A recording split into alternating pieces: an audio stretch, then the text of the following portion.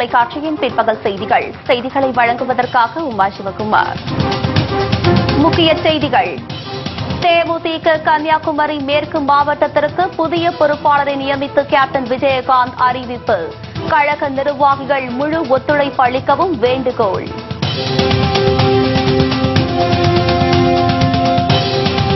Captain விஜயகாந்துடன் மக்கள் நல கூட்டணி தலைவர்கள் சந்திப்பு.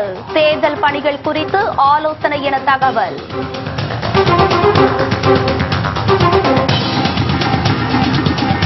திருப்பூரில் இன்று நடைபெறுகிறது தேமுதிக தேர்தல் அறிக்கை விளக்க பொதுக்கூட்டம்.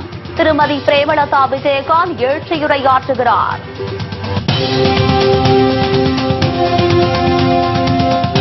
சஸ்பெண்ட் செய்யப்பட்டார் மேலூர் நீதிமன்ற நீதிபதி மகேந்திர பூபதி.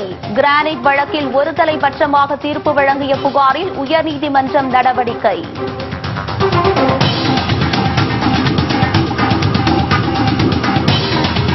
மக்கள் அதிகாரம் அமைப்பை சேர்ந்தவர்கள் மீது தேச துரோக வழக்கு போடப்பட்டதற்கு வைகோ கண்டனம். ஜெயலலிதாவின் அதிகார ஆணவ தர்பாருக்கு வருகிற தேர்தலின் மக்கள் முடிவு கட்டுவார்கள் எனவும் உறுதி.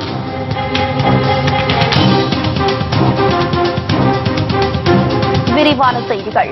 தேமுதிக கன்னியாகுமரி மேற்கு மாவட்ட கழக புதிய பொறுப்பாளராக ஜெகநாதனை நியமித்து கேப்டன் விஜயகாந்த் அறிவிப்பு வெளியிட்டுள்ளார். இது தொடர்பாக அவர் வெளியிட்டுள்ள அறிக்கையில், தேசிய முற்போக்கு திராவிட கழகத்தின் கன்னியாகுமரி கிழக்கு மாவட்ட கழக செயலாளர் டி ஜெகநாதன் கன்னியாகுமரி மேற்கு மாவட்ட கழக பொறுப்பாளராக இன்று முதல் நியமனம் செய்யப்படுவதாக தெரிவித்துள்ளார். இவருக்கு மாவட்டம், நகரம், ஒன்றியம், பேரூர், ஊராட்சி, கிளைக்கழக நிர்வாகிகள், சார்பணி நிர்வாகிகள் மற்றும் கழக தொண்டர்கள் அனைவரும் முழு ஒத்துழைப்பு அளித்து தங்கள் மாவட்டத்தில் தேசிய முற்போக்கு திராவிட கழகம் மாபெரும் வளர்ச்சியடைய சிறப்புடன் செயல்பட அனைவரும் பாடுபட வேண்டும் என்று கேப்டன் கேட்டுக் கொண்டுள்ளார்.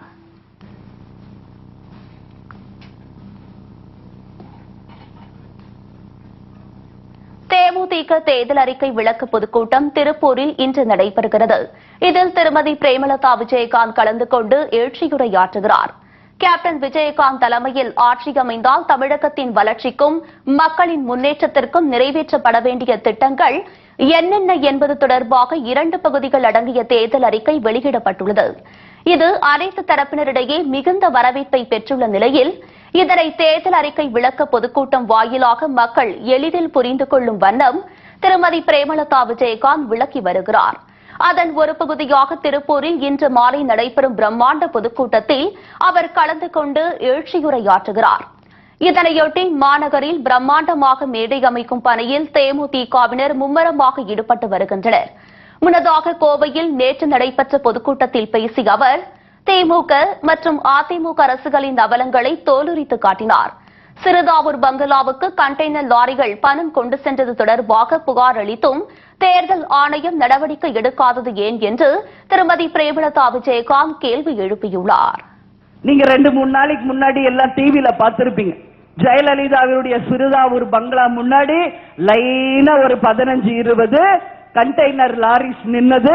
எல்லா டிவிலையும் விஷுவல் ஷாட்ஸ் போட்டாங்க. பாத்தீங்களா? நீங்க எல்லாரும் பாத்தீர்களா? என்கிட்ட காலையில பிரஸ் கூட கேட்டாங்க, ஈவினிங் பொதுக்கூட்டத்தில் அதை பத்தி பேசுறேன், அங்க வந்து நீங்க கேளுங்கன்னு சொன்ன. ஏன் இதை நான் சொல்றேன்றது நல்லா நீங்க எல்லாரும் புரிஞ்சுக்கணும். இன்னைக்கு இருக்கிற மொத்தம் 34 துறை தமிழ்நாட்டில், அத்தனை துறையிலுமே ஊழல். எல்லா துறையும், அது பாலா இருக்கட்டும், மணல் கொள்ளையா இருக்கட்டும், டாஸ்மார்க்கா இருக்கட்டும், வேலை வாய்ப்பா இருக்கட்டும், அதே போல இன்னைக்கு வீடுகள் கட்டி கொடுக்கறதா இருக்கட்டும், ரோடு போடுறதா இருக்கட்டும், எல்லா துறையிலும் ஒரு முட்டையில கூட பல லட்சம் கோடி ஊழல். ஒரு வேலைக்கு ஒரு ஆளை அமர்த்தணும்னா அதுல கமிஷன், எல்லாமே ஊழல் ஊழல் ஊழல். ஏன் இதை சொல்றேன்னா, இன்னைக்கு அந்த கண்டெய்னர் லாரிஸ்ல இருந்தது என்ன? பல லட்சம் கோடி ரூபாய் சிறுதாவூர் பங்களால இன்னைக்கு பாதாள அறைகளில் பதுக்கப்பட்ட அந்த காசு அத்தனையுமே கண்டெய்னர் லாரிஸ்ல ஏற்றப்பட்டு இன்னைக்கு ஓட்டுக்காக மக்களை ஏமாற்றி சுரண்டி பிழைக்க தமிழ்நாடு முழுவதும் அனுப்பப்பட்டதாக ஒரு தகவல். இதை முதல்ல சொன்னது அண்ணன் வைகோ தான். ஒரு வாரத்துக்கு முன்னாடியே சொன்னார். ஆனா அன்னைக்கு தேர்தல் ஆணையம் அதை கண்டு கொள்ளவே கிடையாது. விடுவாங்களா? நைட்டோட நைட்டா எல்லா பணத்தையுமே கண்டெய்னர் லாரிஸ்ல ஏற்றி நைட்டோட நைட்டா அனுப்பிட்டாங்க. மக்கள் அதிகாரம் அமைப்பை சேர்ந்தவர்கள் மீது தேச துரோக வழக்கு போடப்பட்டதற்கு மதிமுக பொதுச் செயலாளர் வைகோ கடும் கண்டனம் தெரிவித்துள்ளார். இது தொடர்பாக அவர் வெளியிட்டுள்ள அறிக்கையில், கடந்த பிப்ரவரி 14ஆம் தேதி திருச்சியில் மக்கள் அதிகார அமைப்பின் சார்பில் மது ஒழிப்பு சிறப்பு மாநாட்டில் பங்கேற்ற மக்கள் அதிகார அமைப்பை சேர்ந்த 6 பேர் மீது தேச துரோக வழக்கு போடப்பட்டுள்ளதற்கு கண்டனம் தெரிவித்துள்ளார். அவர்கள் மீதான வழக்கை உடனடியாக திரும்பப் பெற வேண்டும் என்று வலியுறுத்தியுள்ள வைகோ, ஆட்சியின் அஸ்தமன நேரத்தில் கூட மதுவுக்கு எதிராக போராடுவோர் மீது ஜெயலலிதா அடக்குமுறையை ஏவுவதாக குற்றம் சாட்டியுள்ளார். மது கடைகளை மூட வலியுறுத்தி தமிழகம் முழுவதும் பல்வேறு பகுதிகளில் தொடர் போராட்டங்கள் நடந்த வண்ணம் இருப்பதை சுட்டிக்காட்டியுள்ள அவர், மதுவுக்கு எதிராக கொந்தளிக்கும் மக்களின் கோபாவேசம் ஜெயலலிதாவின் அதிகார ஆணவ தர்பாருக்கு வருகிற தேர்தலில் மக்கள் நிச்சயம் முடிவு கட்டுவார்கள் என்று அவர் உறுதியளித்துள்ளார்.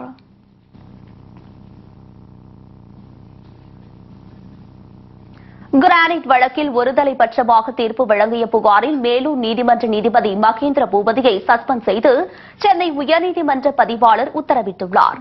மதுரையில் சட்டவிரோதமாக இருப்பு வைக்கப்பட்டிருந்த கிரானைட் கல் துண்டுகளை அரசுடைமையாக்கி ஏலம் விடவும் பிஆர்பி கிரானைட் நிறுவனத்தினர், குவாரி உரிமைதாரர் சகாதேவன் ஆகியோர் மீது குற்ற நடவடிக்கை எடுக்க கோரியும் தாக்கல் செய்யப்பட்ட 2 மனுக்களை மேலூர் நீதித்துறை நடுவர் KV மகேந்திர பூபதி கடந்த 29ஆம் தேதி தள்ளுபடி செய்து உத்தரவிட்டார். மேலும் அந்த வழக்கை தாக்கல் செய்த அப்போதைய மதுரை மாவட்ட ஆட்சியர் அன்சுல் மிஸ்ரா, அரசு வழக்கறிஞர்கள் மீது குற்றவியல் நடவடிக்கை எடுக்கவும் அவர் உத்தரவிட்டார். இந்த தீர்ப்புக்கு எதிராக பல்வேறு கண்டனங்கள் எழுந்தன. இதனையடுத்து மேலூர் நீதிமன்றத்திற்கு சென்று வழக்கு ஆவணங்கள் அனைத்தையும் ஆய்வு செய்து அறிக்கை தாக்கல் செய்யும்படி உயர்நீதிமன்ற தலைமை நீதிபதி சஞ்சய் கிஷன் கவுல் உத்தரவிட்டார். அதன்படி மதுரை மாவட்ட முதன்மை நீதிபதி பஷீர் அகமது, தலைமை குற்றவியல் நீதிபதி சரவணன் ஆகியோர் 2 நாட்களாக நீதிபதி மகேந்திர பூபதியிடம் தனி அறையில் விசாரணை நடத்தினர். இந்நிலையில் மகேந்திர பூபதியை சஸ்பெண்ட் செய்து சென்னை உயர்நீதிமன்ற பதிவாளர் உத்தரவிட்டுள்ளார். மேலும் நீதிமன்ற நீதிபதியாக பாரதி ராஜாவை நியமித்தும் ஆணை பிறப்பிக்கப்பட்டுள்ளது.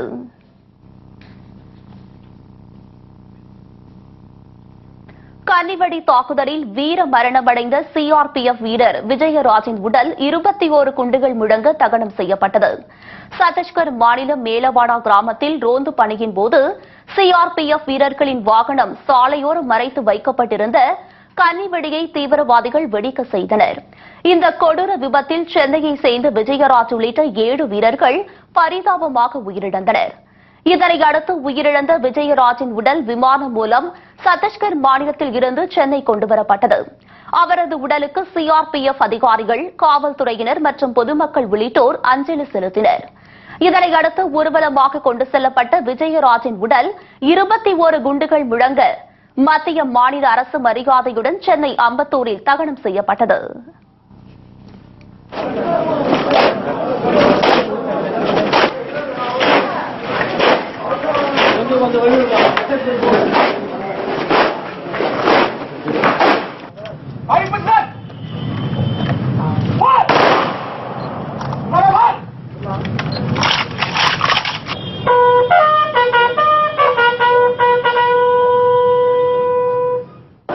விஜயராஜ் 30ஆம் தேதி ஒவ்வொண்டா என்ற இடத்துல நடந்த கன்னிவெடி விபத்தில் சிக்கி மரணமடைந்தார். அவர்களுடைய குடும்பத்திற்கு சிஆர்பிஎஃப் டிபார்ட்மெண்டில் இருந்து என்னென்ன உதவிகள் செய்ய முடியுமோ அது அவ்வளவும் செய்வதற்கு டிபார்ட்மெண்ட் தயாராக உள்ளது. சிஆர்பிஎஃப்பில் தகவல் தொடர்புத்துறை அதிகாரியாக பணியாற்றிய விஜயராஜுக்கு ஷர்மிளா என்ற மனைவியும் 15 வயதில் விஷா என்ற மகளும் உள்ளனர். தேமுதிக தலைவர் கேப்டன் விஜயகாந்தை மக்கள் நல கூட்டணி கட்சித் தலைவர்கள் சென்னை கோயம்பேட்டில் உள்ள கட்சியின் தலைமை கழகத்தில் இன்று சந்தித்து பேசினர். மதிமுக பொதுச் செயலாளர் வைகோ, மார்க்சிஸ்ட் கம்யூனிஸ்ட் கட்சியின் மாநில செயலாளர் ஜி ராமகிருஷ்ணன், விடுதலை சிறுத்தை கட்சித் தலைவர் தொல் திருமாவளவன், இந்திய கம்யூனிஸ்ட் கட்சியின் மாநில செயலாளர் முத்தரசன் ஆகியோர் சென்னை கோயம்பேட்டில் உள்ள தேமுதிக தலைமை கழகத்தில் கேப்டன் விஜயகாந்தை இன்று சந்தித்து பேசினர். சட்டப்பேரவை தேர்தலில் அடுத்த கட்ட பணி, பிரச்சார பயணம் மற்றும் பொதுக்கூட்டங்களுக்கான தேதி உள்ளிட்டவை குறித்து கேப்டனுடன் அவர்கள் ஆலோசனை நடத்தியதாக கூறப்படுகிறது. இந்த சந்திப்பின் போது தேமுதிக இளைஞர் அணி செயலாளர் LK சுதீஷ் உள்ளிட்ட நிர்வாகிகள் உடன் இருந்தனர்.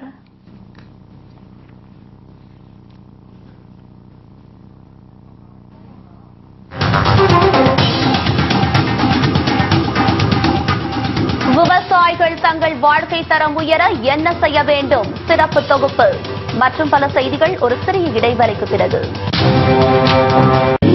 கல்யாண பட்டு, காம்ப்ளிமெண்ட் பட்டு. செய்திகள் தொடர்கின்றது. விவசாயிகளின் இன்றைய நிலை குறித்து விளக்கும் ஒரு சிறிய செய்தி தொகுப்பை தற்போது காணலாம். அவன் கணக்கு பார்த்தால் உழக்கு கூட மிஞ்சாது என்பது பழமொழி. இயற்கையோடு போரிட்டு காடுமேடெல்லாம் ரத்தத்தை வியர்வையாக சிந்தி அனைத்து விதமான மக்களுக்கு உணவளித்து வரும் இந்த கொடையாளி மீத்தேன் வாயு திட்டம், கெயில் திட்டம் என அரசுகள் ஏவும் அடுக்கடுக்கான கிடுக்குப்பிடி கணைகளில் கிடுகிடுத்து போயிருக்கிறான். அரசுகளின் பாராமுகத்தால் தற்கொலை விளிம்பில் தவித்து நிற்கிறான் இந்த ஏழை பங்காளன். மல்லையாவிடம் மல்லு கட்ட மறுவும் அரசுகள் ஊருக்கு இழைத்த இந்த விவசாயியை தெருவில் நிறுத்துகின்றன. இதனால் பாலன்கள் தாக்கப்படுகிறார்கள், அழகர்கள் மாண்டு போகிறார்கள். ஏன் இந்த பாரபட்சம் என கேள்வி எழுப்பினால் கள்ள மௌனம் காக்கின்றனர் அரசுகள். விவசாய கடனை தள்ளுபடி செய்க என்ற இவரின் கடைசி கதறலை காது கொடுத்து கூட கேட்க கூட இன்றைய காவிரி தாய் என பீற்றிக் கொள்ளும் ஜெயலலிதாவுக்கு நேரமில்லை.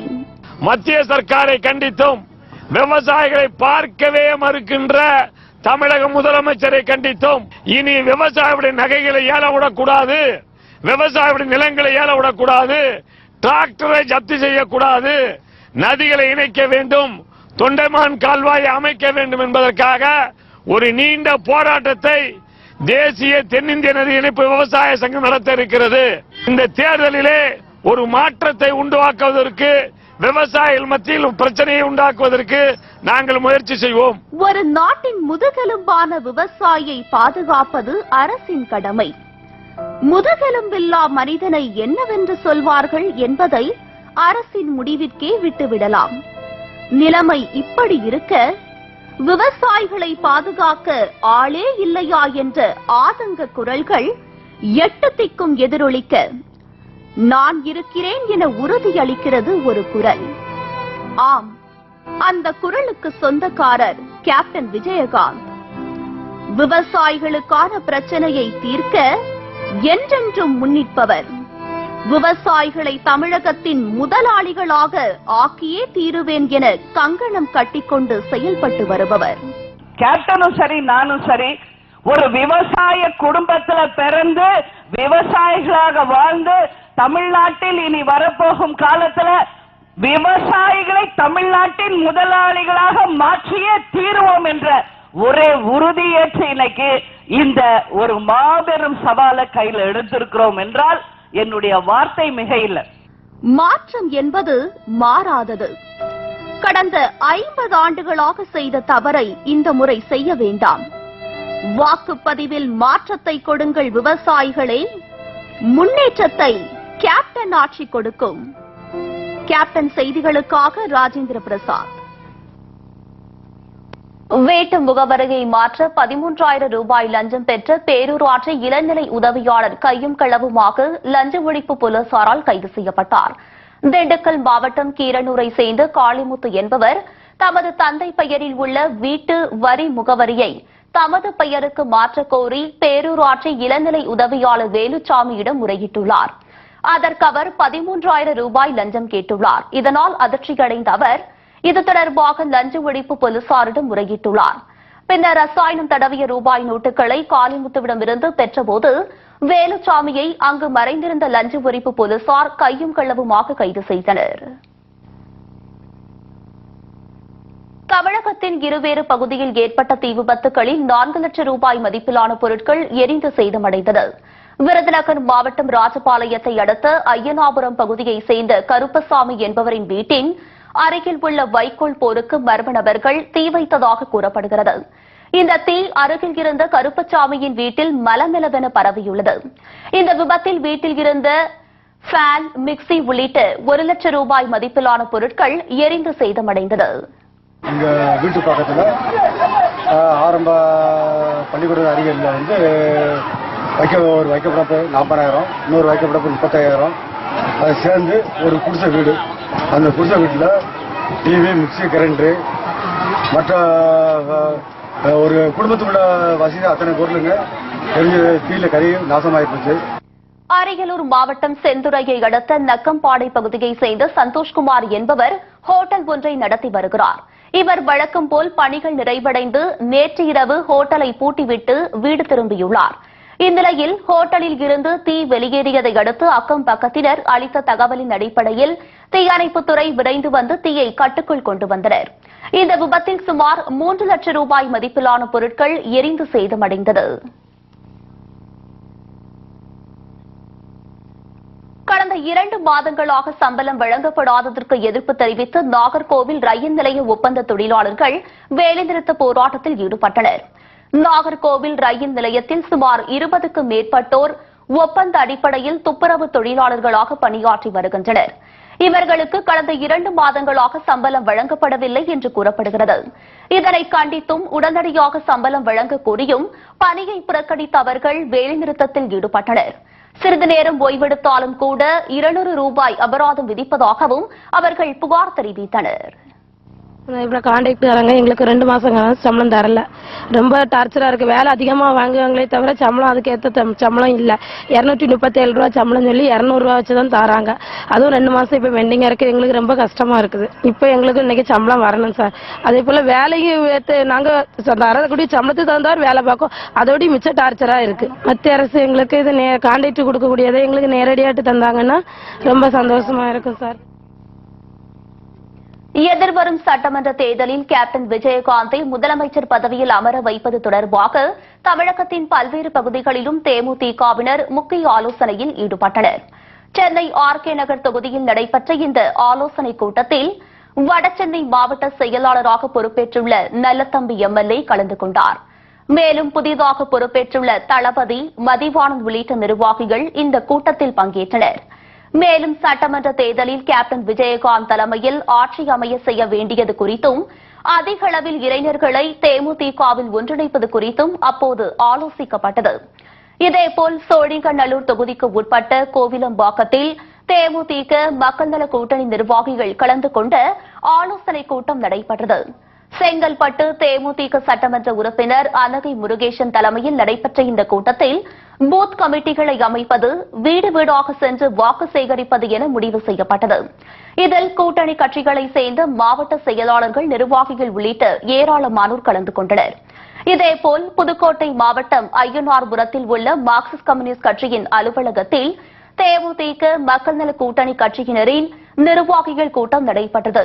இதில் புதுக்கோட்டை மாவட்டத்தில் உள்ள 6 சட்டப்பேரவை தொகுதிகளிலும் பணிக்குழு அமைப்பது உள்ளிட்டவை குறித்து ஆலோசிக்கப்பட்டது.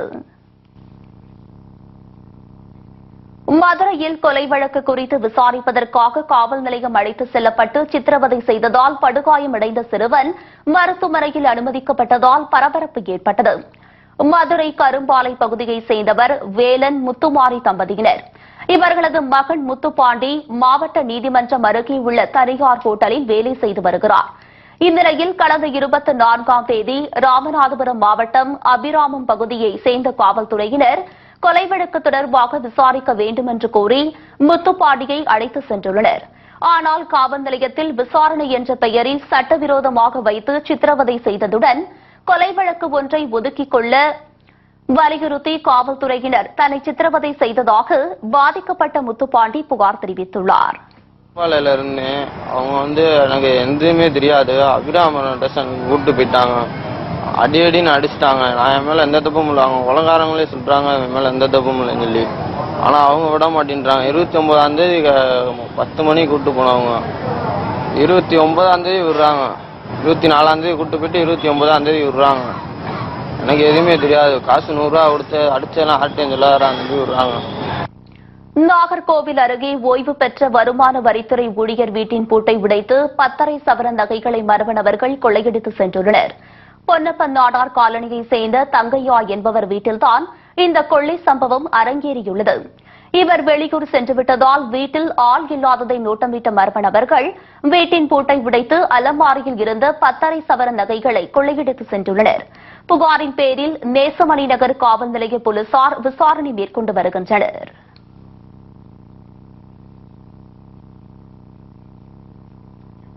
திருப்பூர் திருப்பூரில் தேர்தல் நடத்தை விதிமுறைகளை மீறி 36 லட்சம் ரூபாய் மதிப்பிலான சோலார் விளக்குகள் ஊராட்சி ஒன்றிய அலுவலகத்திற்கு இறக்குமதி செய்யப்பட்டுள்ளது. பல்லடர் ஊராட்சி ஒன்றிய அலுவலகத்தில் பசுமை வீடு பயனாளிகளுக்கு வழங்குவதற்காக 36 லட்சம் ரூபாய் மதிப்பிலான 120 சோலார் விளக்குகள் இறக்குமதி செய்யப்பட்டுள்ளது. தேர்தல் விதிமுறை மீறல் குறித்து வட்டார வளர்ச்சி அலுவலரை தொடர்பு கொண்டு கேட்டால் இவை 2014-15 ஆண்டிற்குரியவை என்று பதிலளித்தார். இதனை ஒருவேளை வெளிநபர்களுக்கு விநியோகம் செய்தால் எப்படி கண்காணிப்பீர்கள் என்ற கேள்விக்கு அவர் பதில் சொல்லாமல் மழுப்பினார். ரயில்வே மேம்பாலத்தில் மோதி லாரி விபத்துக்குள்ளானதில் ரயில்கள் குறைந்த வேகத்தில் இயக்கப்பட்டன. விருதுநகர் சாத்தூர் சாலையில் மாவட்ட விளையாட்டரங்கம் அருகில் ரயில்வே மேம்பாலத்தில் மோதி விபத்துக்குள்ளானது. இதனால் அந்த லாரி அந்தரத்தில் தொங்கியது. இந்த விபத்தில் லாரி ஓட்டுநர் காயமடைந்தார். தகவல் அறிந்து வந்த போலீசார் மற்றும் ரயில்வே அதிகாரிகள் மீட்பு பணியில் ஈடுபட்டனர். விபத்தின் காரணமாக ரயில்கள் குறைந்த வேகத்திலேயே இயக்கப்பட்டது.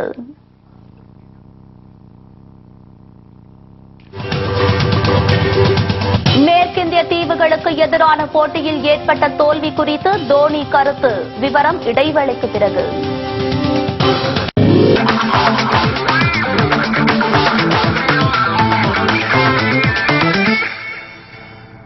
செய்திகள் தொடர்கின்றது. 20 ஓவர் உலகக்கோப்பை கிரிக்கெட் போட்டியின் அரையிறுதி ஆட்டத்தில் டாஸ் வெற்றி பெறாமல் போனது மோசமாக அமைந்துவிட்டதாக தோல்வி குறித்து இந்திய அணியின் கேப்டன் தோனி விளக்கம் அளித்துள்ளார். போட்டி முடிவிற்கு பின்னர் பேசிய அவர் 192 குவித்தும் இந்திய அணிக்கு சிறப்பான பந்துவீச்சு அமையாததால் வெற்றி வாய்ப்பு கிட்டாமல் போனது என்றார். அதிலும் டாஸ் தோற்றது மோசமாக அமைந்துவிட்டதாகவும் அவர் குறிப்பிட்டார்.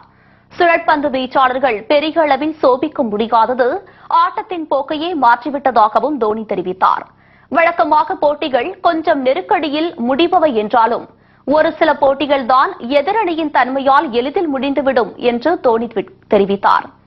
முன்னதாக 193 ரன்கள் இலக்கை 19.3 ஓவர்களில் எட்டி 7 விக்கெட் வித்தியாசத்தில் மேற்கிந்திய தீவுகள் அணி வெற்றி பெற்று இறுதிப் போட்டிக்கு தகுதி பெற்றது.